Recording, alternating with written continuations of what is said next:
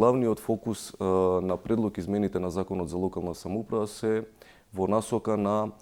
зголемувањето на транспарентноста и отчетноста на градоначалниците, бидејќи, како што споменавте и вие во најавата, до сега во постојното законско решение, градоначалниците се единствените функционери кои што не можат да бидат отповикани од граѓаните, кои што им ја дале таа доверба. Предвидовме да во првата година не може да се спроведе оваа алатка, затоа што многу е за очекување дека доколку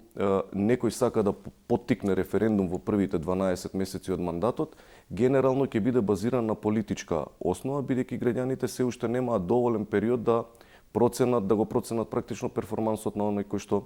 го избрале, и исто така превенираме да не може оваа алатка да се користи во последната година, која што е изборна година, повторно за да се превенира политичка злоупотреба. Во текот на оние 2 средни години, да речеме, од мандатот, граѓаните ќе можат еднаш да ја искористат оваа демократска алатка за отповик на својот градоначалник, заради тоа што моравме да бидеме внимателни и да не го успориме темпото на реализација на проектите. Во делот на изворните надлежности на градоначалниците, во членот 22 го дополнуваме со оној